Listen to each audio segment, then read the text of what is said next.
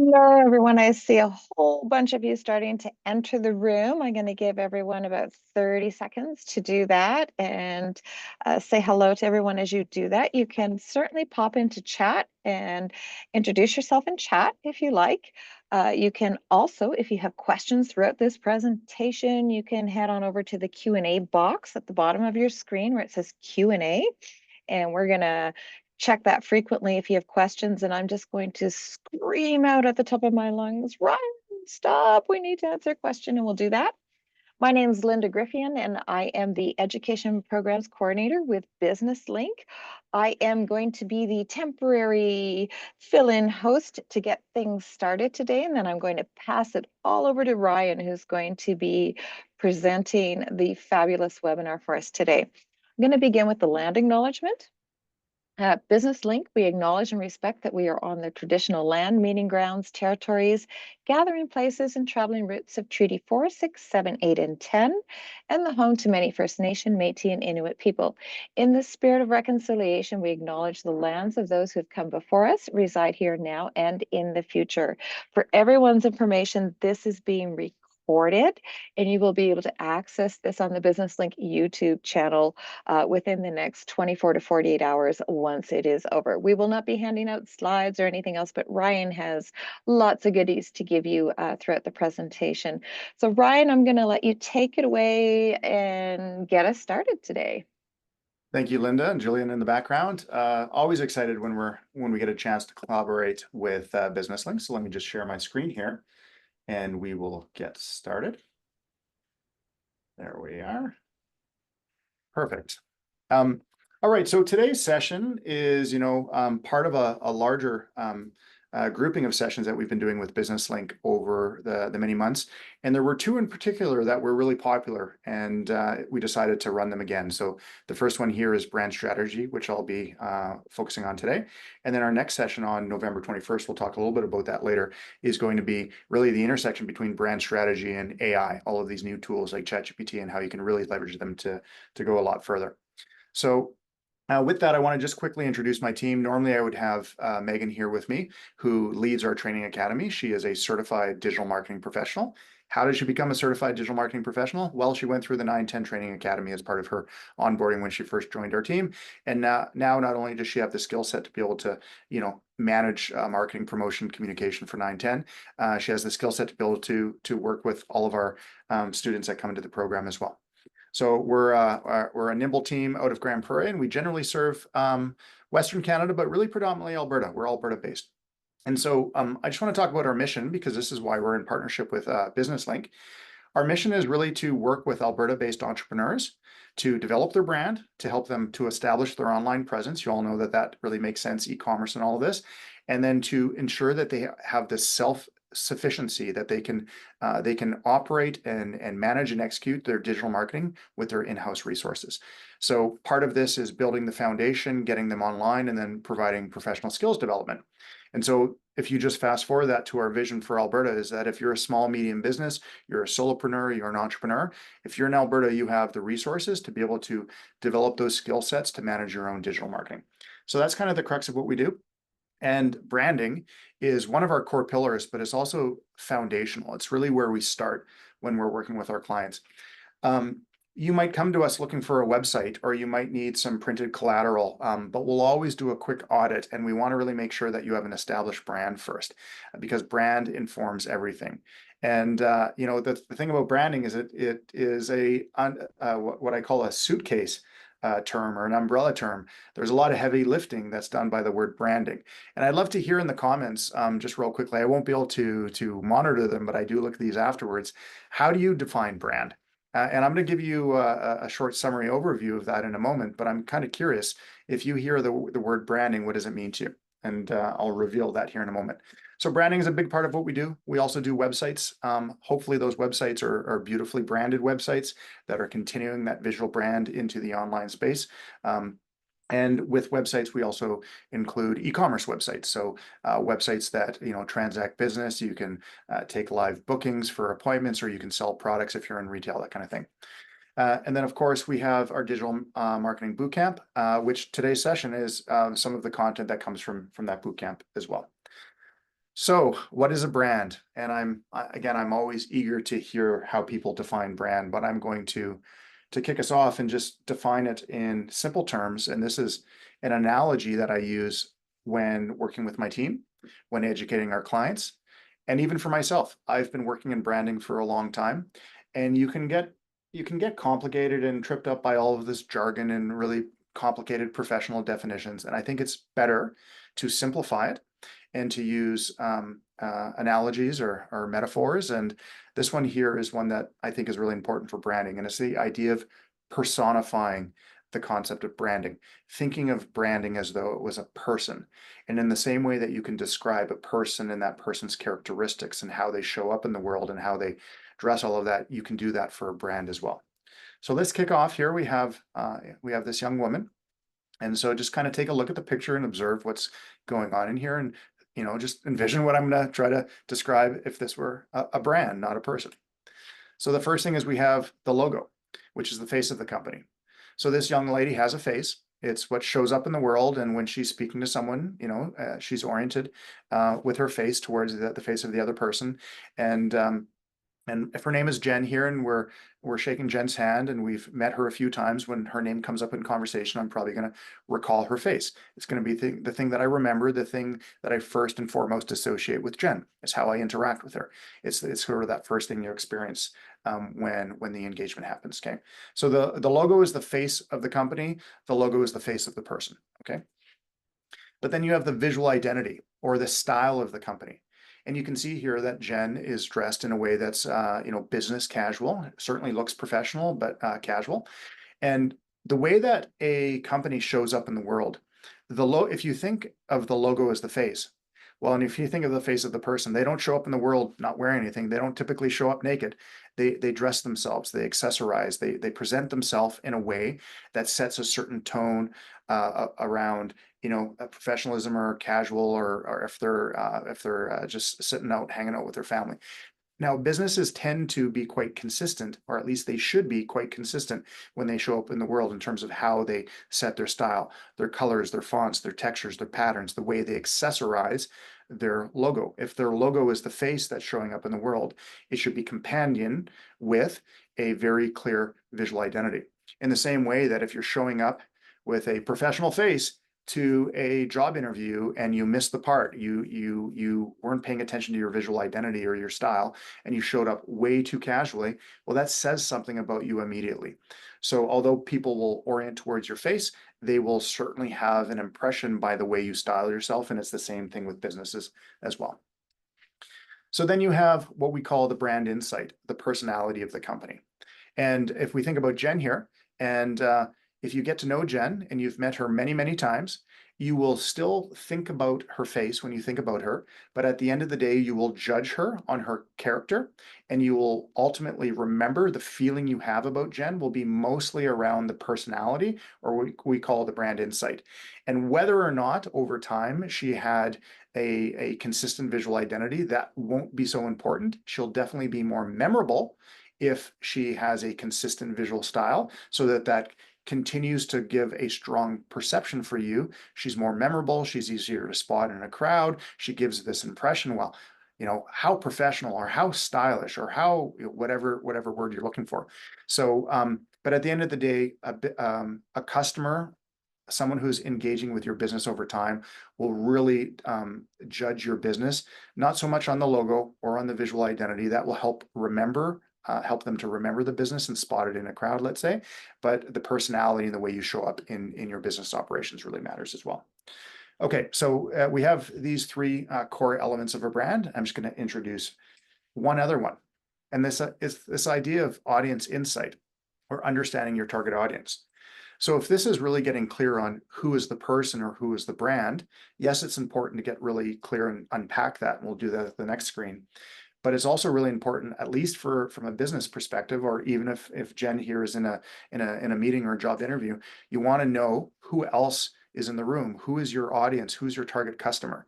And so notice that I'm pointing to multiple people here. And so for many businesses, you have target customers or what we call segments, where you might have, well, I have a portion of my customers are in this segment, maybe adults, and then I have another segment that might be teenagers, or it might be that your business is an industry, and you're like, some of my clients are residential, whereas other parts of my clients are the commercial clientele, and so those residential clients and those commercial clients will have different characteristics, different buying needs, different problems. They'll need slightly different solutions. And if you don't really map them out and understand them, then you're sort of shooting fish in a barrel. You're approaching that quite randomly. So the exercise of branding is really getting clear and knowing thyself, knowing who you are, who your business is, what you do, and very importantly, mapping out and understanding your target audience as well. Oh, okay. So if you're to work with an agency like 910 and we're going to go through a branding exercise, what does that look like? So I'm going to go a little bit more deep and a little bit more technical, but on the whole, it's still just a very simple process. And when I think about branding, if there's a starting point, the starting point is your why or your purpose. And so this is a very famous book by Simon Sinek. It's been going around for at least 10 years. And if you haven't seen this, go check out Simon Sinek's Start With Why on YouTube. Probably maybe a 10-minute YouTube video. He does such a great job of it. It gives you the full concept of the book. The book is worth reading for sure. But if you're not going to read the book and you only have 10 minutes, go check out that video.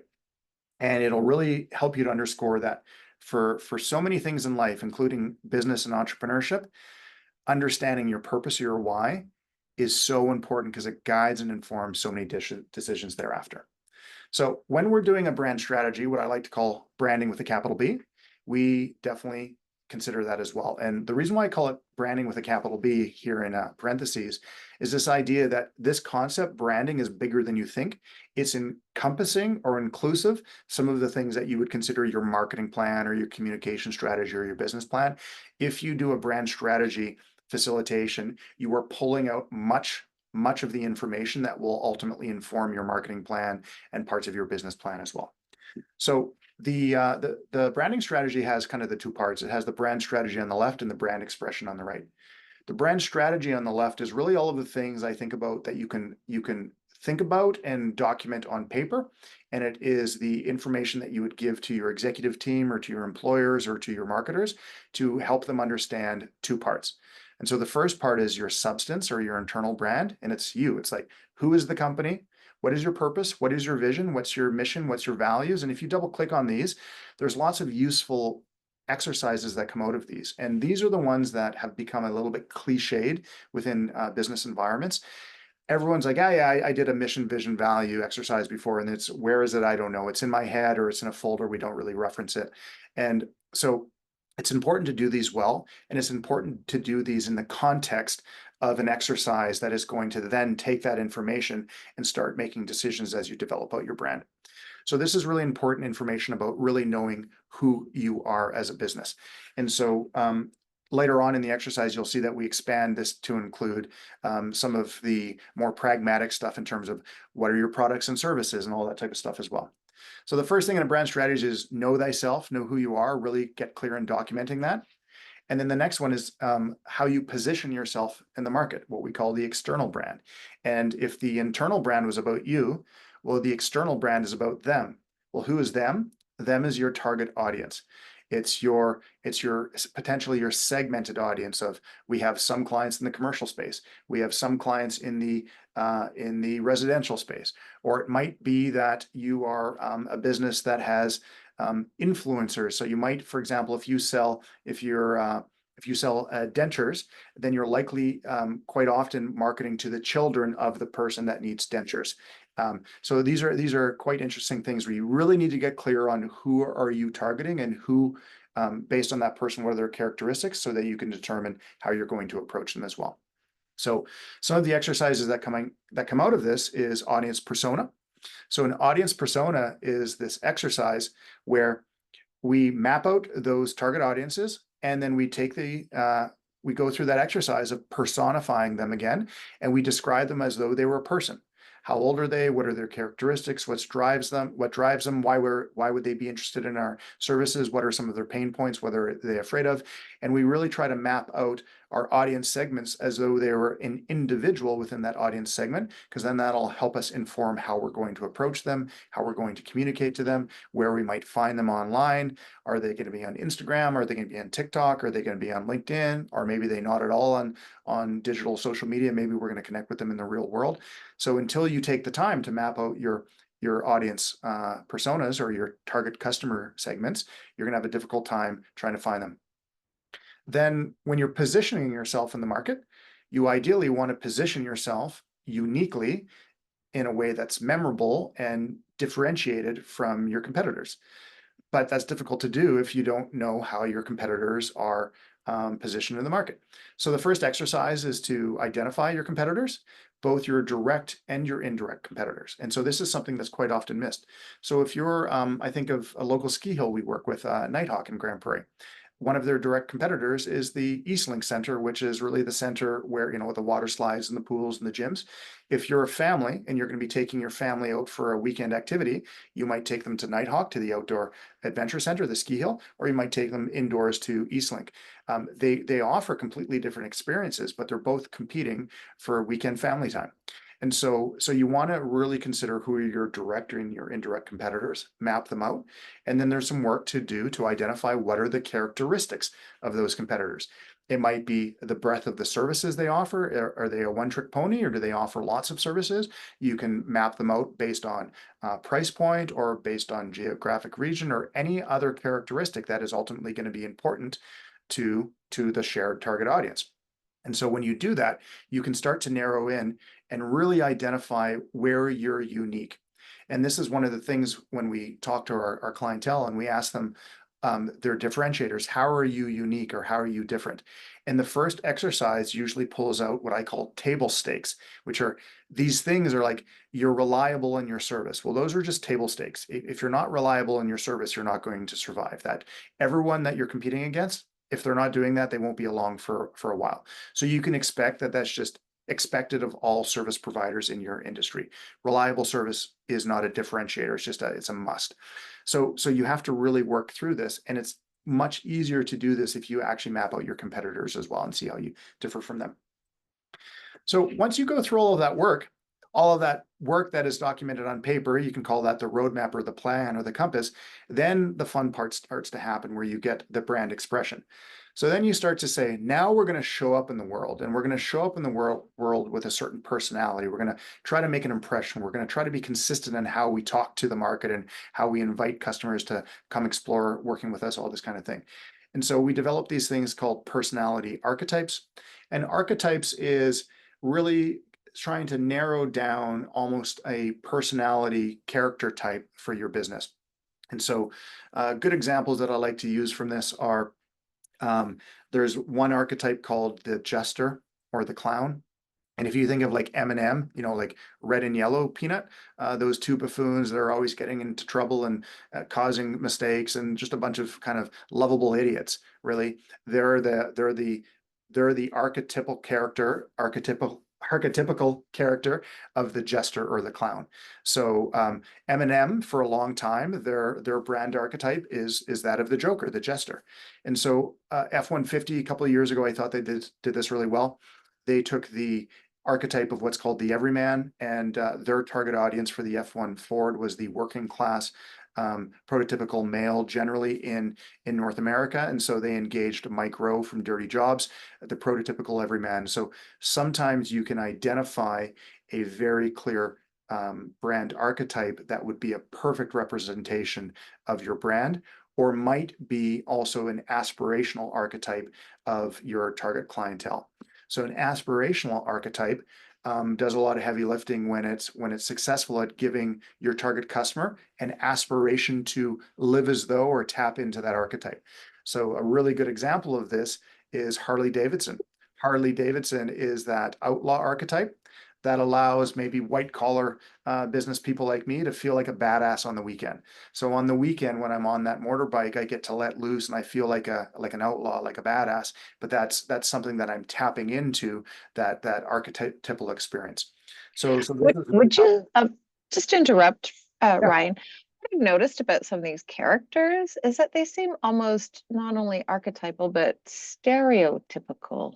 yes. Not to throw a wrench into it, but it's interesting how you don't hear the gravelly voiced guy who sells the Ford F-150 also talking about, say, the Prius.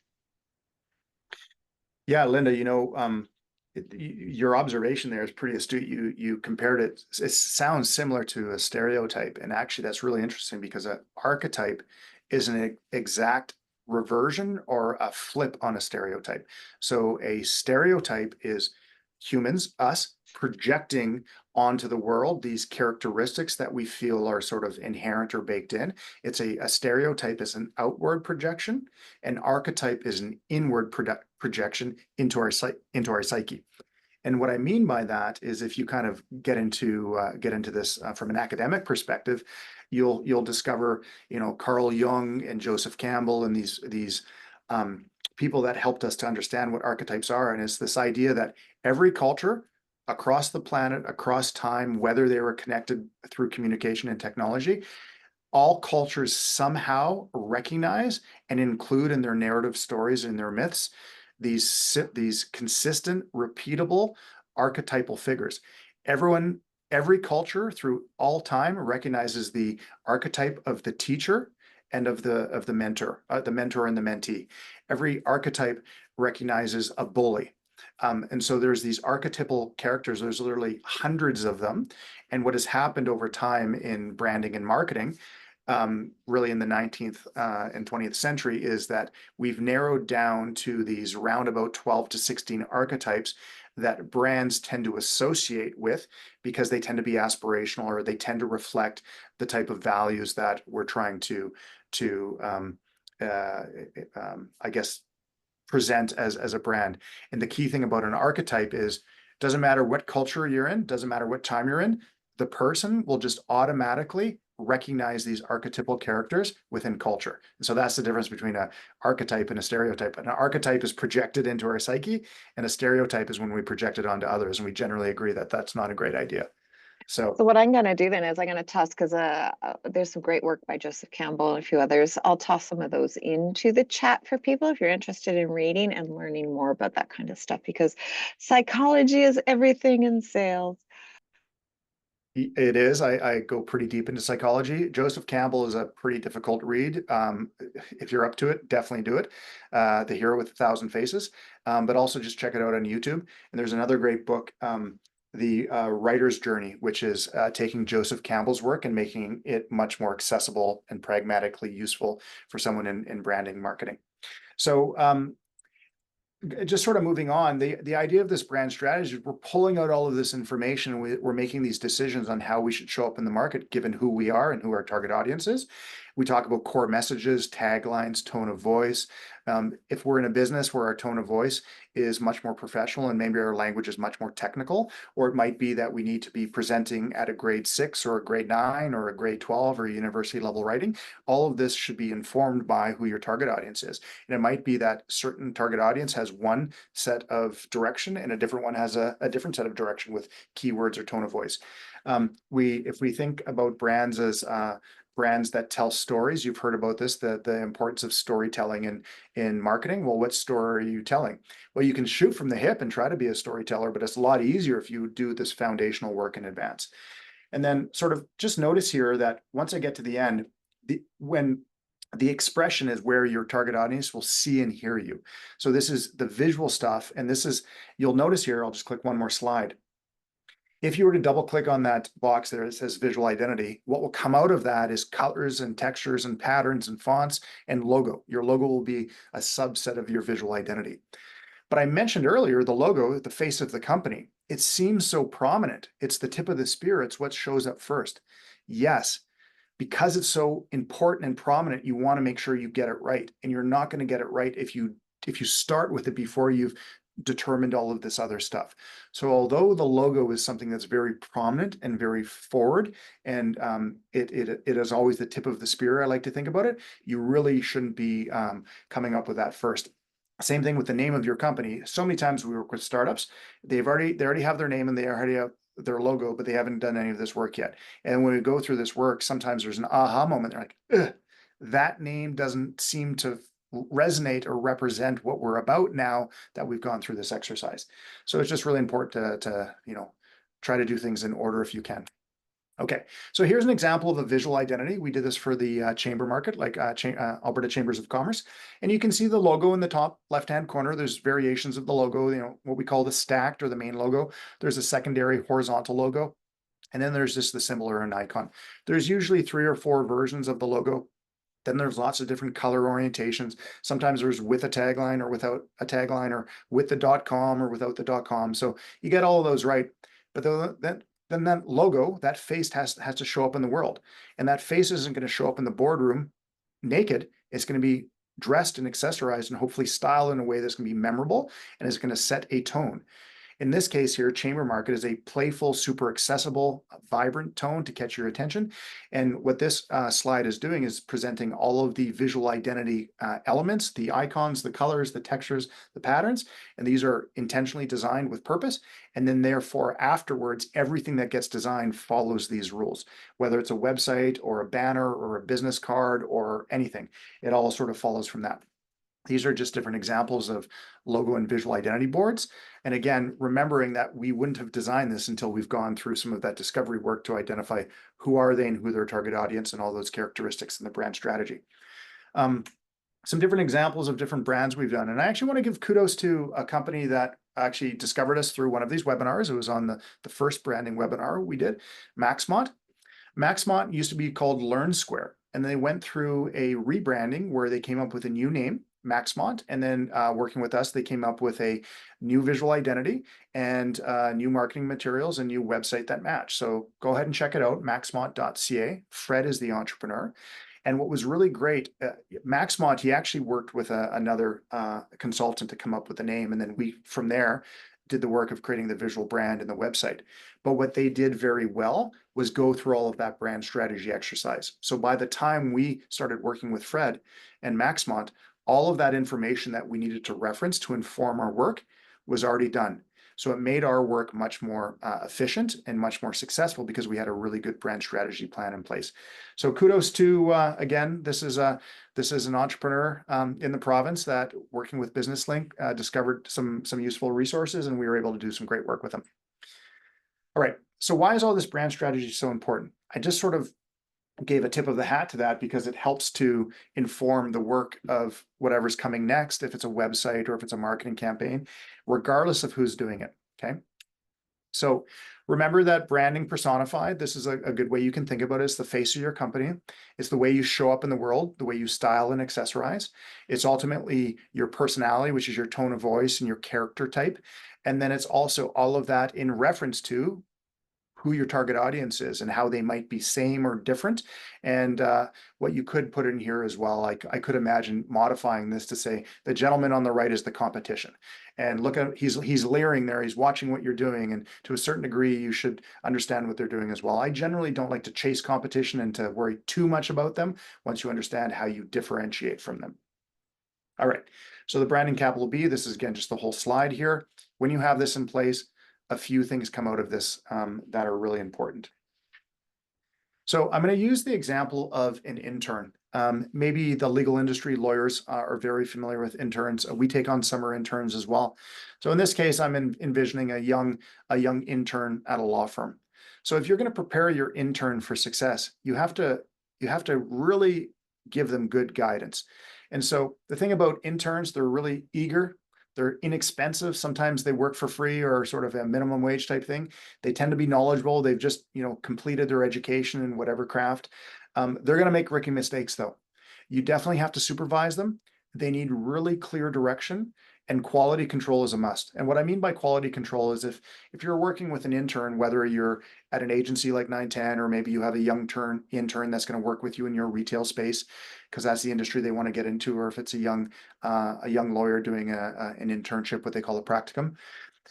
If any of their work is going to go out into the market, or if it's on behalf of a client, you have to do quality control, and you have to look to make sure that it's above board, it's following industry regulations, it's applying best practices, and it's not making those rookie mistakes. They will make those rookie mistakes. So if you envision that this young intern is maybe in a retail space and you're employing them on that internship, this is true for us.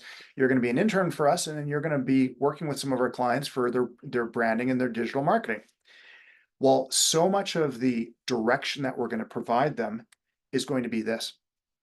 So if you're asking someone to lead the charge in a role on behalf of your company, and if that role, let's talk narrow about what we're talking about here today, our digital marketing training academy.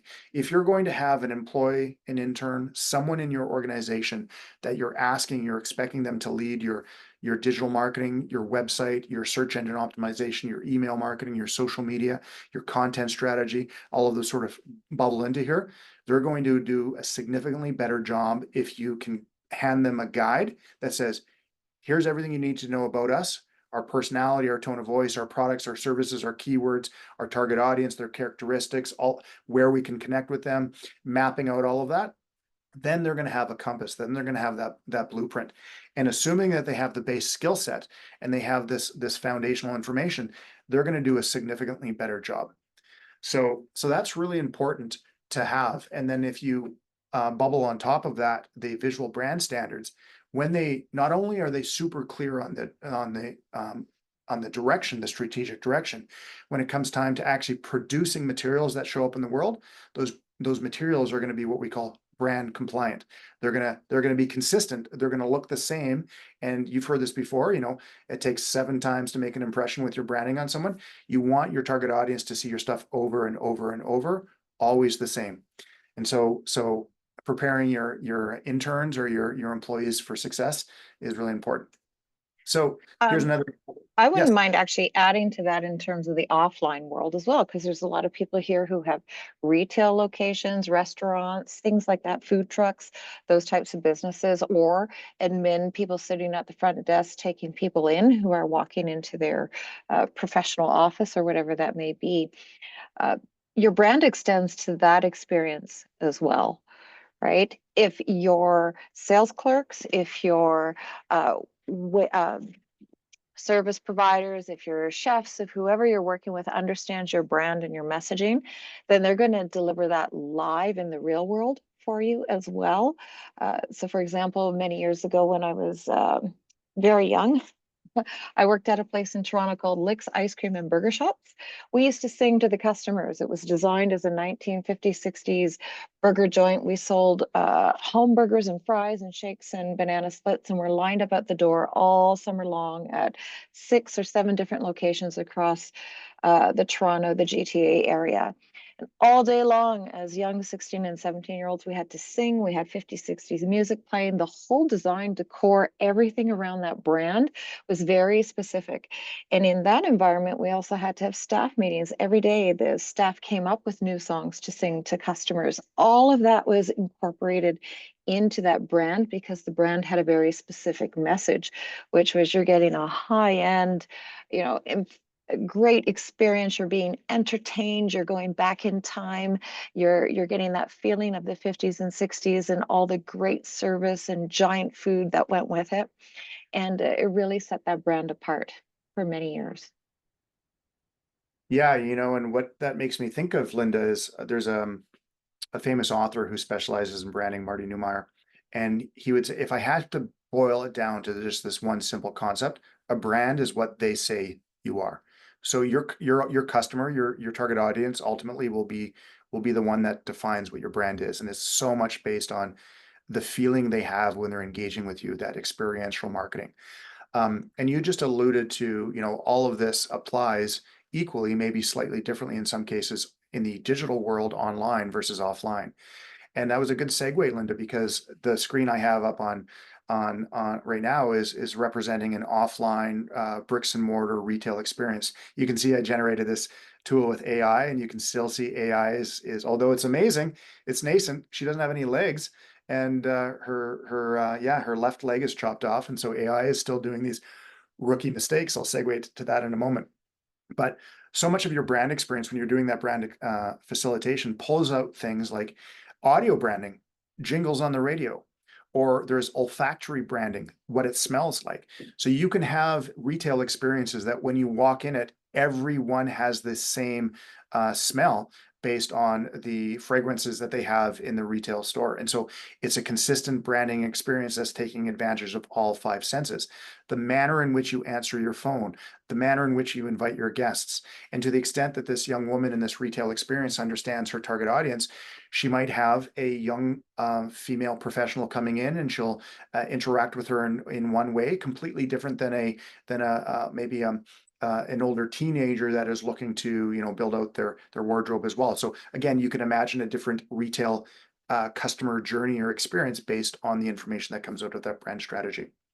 So where I mentioned this stuff is all important because it defines all of that. It's the process of just thinking about and building out this information, these insights that if you understand them, then you can employ them, and you'll do a better job at connecting with your audience. You'll do a better job at serving your customer because you understand their pain points and the opportunities to delight them. Um, so then the other thing too is, and the next session on November 21st really takes this concept and say, but what about if we introduce these tools that are really AI enabled? And so two tools that we focus on quite a bit in our training academy. One is Canva. Canva is this design toolkit for non-designers. I can do beautiful, beautiful design so long as I have a Canva brand kit, which is part of our branding packages. We have Canva Design School as part of our training academy. We also have a lot of focus on tools like AI tools, ChatGPT still being the dominant early riser on this. And it makes your work so much more successful. It allows one person to do the work of 3 or 4 or 5, depending on how capable you are with the tool. And so this is the next one. Mark your calendar, ChatGPT, your new AI-powered intern. Use it wisely. So I was just talking about human interns a moment ago. So let's talk about your new digital intern. And so the same way that this information is useful for your human intern or for an employee, or if you're the one who's in charge of leading your marketing, communication, promotion, you're like, hey, I want to start writing blogs. I want to have one blog per month that's released. If you have this information really well drawn out, it's going to be a lot easier to determine what should your blog topics be and give you a lot of insight and ideas to come up with that blogging strategy. Just as an example, it could be a social media campaign. Well, these AI tools like ChatGPT are also really eager. They're super inexpensive. They're incredibly knowledgeable. They have the sum of all human knowledge, and they've read all the internet, but they make rookie mistakes. I just showed one earlier where the rookie mistake of that graphic I created, she was missing some legs and her hands were kind of warped. And you definitely have to supervise them, and they need really clear direction, and you have to quality control their work before it goes out. But if you do all of those things, and if you learn how to use these AI tools, they are so eager and ready to serve you. And so what happens then is this information here, this document and all of the brand guidelines, you can actually upload it to ChatGPT. And one of the things that we do with in our training academy, and we're working with our clients in developing brands, we develop what are called custom GPTs. And it's basically we take a generic version of ChatGPT, and then we narrow in its focus, and we pre-train it on your brand. We feed it all of the insights that we just took all of that time and labor and cost to get out, and we say, let's make this really useful. And so then what you can do is you can work with your digital intern to help you come up with ideas and concepts and blogs and social media posts and graphics, all the while being guided by the information in your brand guide so that it comes up with the right tone of voice. It has good recommendations for social media promotion campaigns for this segment, completely different than this other segment because they have different characteristics that you've mapped out. So this is something that's really making consistent branding much more viable for businesses to do this in-house with one person. So we're providing the training for employees or owners, managers to get the skill sets to really do a lot of this in-house, and we're trying to make them proficient. Same thing. You could be in a digital bricks and mortar experience, but nonetheless, you still have to come up with marketing ideas and communication and materials, and all of that will be made much easier if you have a digital intern helping you as well. Okay. So the key takeaways here, always start with why. What's your purpose? This will inform a lot. Your logo and visual identity are a small part of your brand as a whole. Yes, it's the tip of the spear. It's what people see and recognize out in the world, but it should be informed by all of the stuff that's maybe a little bit more hidden.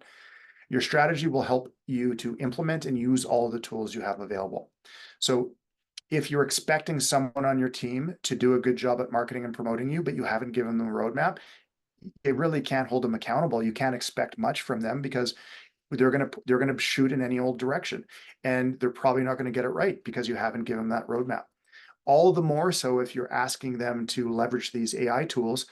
These AI tools are going to supercharge their work, so you better make sure it's pointed in the right direction. And so I like to kind of throw back to Monopoly. If you don't have a brand, do not pass go and do not collect $200. You really should pump the brakes and you should consider going through those exercises. In our training academy, we do provide a framework so you can self-implement, you can self-facilitate this work. Most of our clients will have us work with them so we can bring them through that process, but you can, in principle, do some of that work on your own, especially if you're using AI tools to help you. Okay. So I want to talk a little bit about our training academy. And our training academy is meant for owners, managers, and predominantly employees that work at a company, and they're in charge of, or they've been asked to manage digital marketing, social media, promotions, communications. Quite often, this is something that just gets quickly assigned to the youngest person in the organization because yeah, they understand social media or something like that, but it's a mistake. This person really needs to be centered in the organization such that they understand who you are, your target audience, all of this. A lot of your work to get them in that position to have that knowledge is to just give them that brand strategy and involve them in that process. Um, Anyways, we really want to ensure that companies have this resource in house, so we train them. And some of my research when I was doing my MBA, I was focused on building out this training academy for my agency. I really wanted to learn where are the what are called the value drivers and learners. So if I'm working with adults and we're doing adult education and professional skills development, where are they going to get most of their value from? Where is most of the impact going to come out of? And so there's some research on this, and apparently it's and this is actually quite intuitive to me. 10% of your learning outcomes is through what we call formal learning. So this is the curriculum, this is the books, this is the reading, this is the quizzes, the exercises, and the final exam. It's the stuff that's going to get you that piece of paper. And so if you've gone to college or taken a diploma or certificate or university, you recognize that there's some of this stuff that you just have to go through. And there's definitely some knowledge there that's gained. And it's the maybe again the formal part of the education. But you're likely have experienced education where there's what's called social learning or peer-to-peer experiences. So this is when you show up in class and you participate in a group discussion. If you're learning online in a virtual environment, like I did for my MBA, and what our training academy provides is an online virtual learning. We do that on Zoom. We facilitate it with our instructors and we engage our learners in discussion. And so just by hearing other people ask questions or describe how they're not understanding the concept, or they point out something that's causing them challenges, you learn so much from that engagement with your peers. And many of our peers will engage offline separate from our sessions, and they'll continue to dialogue and support each other. So that social learning is a key component. But when you look to where most of the value happens is in the experiential learning, doing the reps, getting in the trenches. I talked earlier a little bit about work integrated learning. I think I mentioned it. This is when we really our students are working for a business and they're learning. And while they're learning, we're having them integrating that learning directly into their job. So if you're learning this month about blogging or about email marketing or about whatever it is in our school, in our program, you should be deploying that in your job role as well. So because as you deploy it, you will find that, oh, I thought I understood the theory, but when I went to execute it, I had all of these practical or pragmatic issues that I had to work through. Then you'll come back to class, you'll talk about it in a group, you'll make the adjustments, and then you'll sort of cycle through what we call doing the reps. So that's really where most of the value in our program comes from. The 20 and the 70 get together, 90% of it comes from the peer-to-peer learning environment and doing the reps of what you're learning. So these are all of the different courses. You can take any individual course on, say, you just want to focus on email marketing, or you may want to focus just on e-commerce, or you may want to focus just on content marketing, or any one of these. but most of our students do the one on the bottom, which is you become a certified digital marketing professional. It is our flagship offering. And this is what Meghan, who leads our training academy, has done. And we've had, hundreds of students that have gone through and become certified digital marketing professional. So you can see here, this is the formal learning. This is the curriculum, the fee that you're seeing up there. These fees are discounted for our business link friends. So if you reach out to us and you reference this webinar, you're going to get the discounted pricing. We've had many, many, many students that have benefited from this promotional pricing in partnership with Business Link. So then we also have the learning community, which is where that 20% and that experiential learning comes in, because you're working with our instructor as you're executing and coming back. This is optional, but heavily recommended. It's an additional $175 per month. And if you're taking the flagship offering, that's a 6-month course. So again, the discounted fee for our business link friends. And I would say that most of the juice, most of the value, the impact is going to be on that social learning and that experiential learning, getting in the trenches and working through what you're learning while in dialogue and support with our coaching staff or instructors. Okay. And just on our 15-minute countdown, Ryan, Yes. wanted to chime in here as well. Everyone, if you just want, I can't stress the value enough of before you start spending on expensive marketing materials, or you sort of get those calls from those radio stations telling you you too can get 1,000 people to your business if you market yourself at 2 a.m. in the morning or whatever that is. Before you do all the tactics of marketing, it is so crucial to put a strategy together so that you're avoiding the expensive costs of printing and doing all this sort of wrong stuff.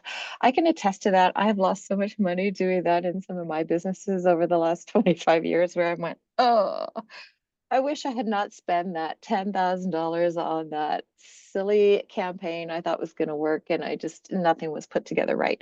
So it is valuable to back up a little and think about the strategy piece first and get the language of marketing down. What I love about a program like this, Ryan, is that we're learning language concepts around marketing too. Branding, segmentation, all of those key terms that are going to help you when you're building your business models out in general. So if you're putting your plan together and you're approaching lenders and talking about, what do you want to spend your money on from a lender? A lot of your working capital can go towards the development of your operations and the design of your marketing around that development. And this is the first piece of design. I used to be with the BDC as well. And one of the pieces we really stressed when we were doing lending to clients was that you need to understand the strategy and design around a few key elements in your business. And this is one of them. So you won't find a better value anywhere else. I don't want to sound pitchy, Ryan. I don't recommend a lot of marketing resources because they're a dime a dozen in the marketplace out there. You can Google and YouTube yourself down a rabbit hole, but it's important to get the strategy piece down, which we don't see a lot of. Yeah, and I appreciate that overview, Linda, and I totally agree. I mean, I drink that Kool-Aid that strategy informs everything that comes next. So the offer that we have on screen, and I put the link in there as well. This is an offer for our business friends to join our training academy and have a 2-month free trial in there. And so it's the idea that maybe this is a good fit for you, maybe it's not, but why don't you come in and join the 2-month trial? You'll get snippets of that formal curriculum. You'll get that social sort of experiential learning, and you'll see what it's like to work with our instructor to sort of, jump into the trenches and try to apply what you learned. So of course, the 2-month trial will give you a bit of an overview. You're not going to have the certification that comes out of that, but you'll have a really good idea if it's worth investing in that. The other thing too is in that trial, especially if you dive in, and we have lots of additional resources that we'll make available to you. If you really plug in, you will be able to self-assess at the end if you need to do any brand work. Do you have a well-established brand? If so, is it one thing on paper, but it shows up differently in the world and you got to make some adjustments?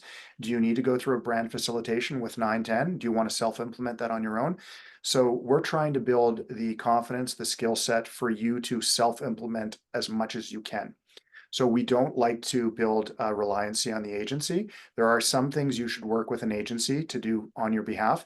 The design side of the logo and the visual identity and the building of the website and some of those more technical things, for sure you should have someone do on your behalf, a professional. But once those are in place, you should activate, execute, drive your own ship, and we provide a lot of training to do that as well. So the offer, you'll have 2 months in the training academy. That's a $350 credit that we'll pass it on. And if you do decide to go into the training academy, you can continue your learning in the community afterwards for the 175. And some of our students are interested in doing that post graduation, let's say. You can continue to stay in that environment and continue to learn. There's just so much more, especially with AI that's developing. And then the other thing I guess I would say real quickly is, let me just share my, get back over here. There we are. I noticed that a moment ago, Julian put in a link to our portfolio. If you just look in the chat, it's the second one up. If you go to that website link, that's our portfolio, and click on branding portfolio, and you'll see some examples of those brand books that we create for companies. And what you're not seeing there is that on the backside, we have those Canva brand kits, which really empower those organizations to manage their own visual branding. And then again, when they show up in the world, they have really clear direction on who they are and who their target audience is. So with that, Linda, I'll hand it back to you. It's always a pleasure to work with BusinessLink. We focus on small, medium businesses, entrepreneurs, solopreneurs in the province. So we both have a vested interest in ensuring that all of the entrepreneurs on this call succeed. Thanks, Ryan. We have a question from Jerry. How do we get the offer? Jerry, I think it's in the link above. Let's put the promo offer back in chat to Yeah, so if you everyone. just more specific on that, click on that link, fill out the form, that'll go to Meghan, and we'll reach out and book a meeting and see if it's a good fit. Nice. And for folks who haven't seen any of the other, Julian, maybe you could put in the YouTube channel where they can find all of the other 910 webinar presentations as well from this past year. Please take some time to go through it. I mean, it's there as a free resource for you as well. So Julian is going to pop that into chat for you as well. So you can always go back and reflect on those. For those of you who are in the market research component, so you're looking to figure out what industry you're in, back to those direct and indirect competitors, what's your competition looking like and everything else, we do offer great market research support for you. So if you're signed up for our newsletter, you'll see we have a workshop all about market research. We have links on our website to our actual market research department who can do a lot of deep diving for you so that you can come to your agency, whether it's Ryan or someone else, and you can say, okay, here's what our competitive landscape looks like a little bit. Here is what it's looking like for us and what it's looking like here for us in terms of the industry we're in and some of the standards around it. Let's start to think about how we build the brand here for that. That makes our job a lot easier, and we do better work when we have that. So I appreciate that. Yeah, when you know the lay of the land. I had a business mentor many years ago who ran an industrial noise muffling company. He started this company, invented the muffling system. They were the company based out of Calgary here that muffled the space crawler as it crawled across the Kennedy Space Center. And lovely man. Him and I went for coffee at Bonelli Square so often, and he was fun and lovely. And he went through the rebranding experience. So even a large company like his went through a rebranding experience where at some point in time they called themselves, Noise Solutions, which they thought was just a fabulous brand because that's what they did. They solved big industrial noise problems. And they went through an agency and rebranded such a fun and innovative name. I'm not going to say it. You'll have to reach out to me. And it was all about just what they did for people and how they approached the world. And it was just such a fun brand experience for them to go through. So it can be fun too. Yeah, And well, to it get should be fun. It it should be should be fun. fun, and it's good to get other people's eyeballs on your ideas as well. So you may think you've got the best brand on the planet, and I've done that a million times and had other people look at it going, I just don't get it. And that's what's helpful for you as well. Well, another thing on that, a lot of our clients will kind of complain and bemoan that social media management for their company isn't fun. They're not enjoying it. And it's probably because they don't have a clear plan. It's stressful for them to do. So there's lots to be said there. Linda, do I have time to answer two questions that I'm seeing that are relevant here? Go for it. Perfect. There's a question here. Why do most, if not all brands, even creative agencies, focus predominantly on visual branding, often neglecting sonic identity, sonic being sound? So part of it is a lack of awareness and education. We cover a lot of that. Part of it is that sonic or audio branding is not appropriate for every business. You have to invest in it. It's resource constrained to work with someone to do that. When we do our brand strategy and we're mapping all that out, if we map out that, hey, for this brand, for this company, radio would be a good advertising medium, sort of an offline medium, then all of a sudden audio branding becomes much, much more important. Or if it's a brand that's going to be creating lots of online content in video format or reels or podcasting, then all of a sudden an audio brand makes a lot of sense as well. So it's not automatic that a sonic brand should be part of the mix, but it very well might be important for it to be part of the mix. So the reason to your answer is because many of those decisions on what they're going to invest in is prior to doing that brand strategy. So Linda's going to shake her head up and down on that.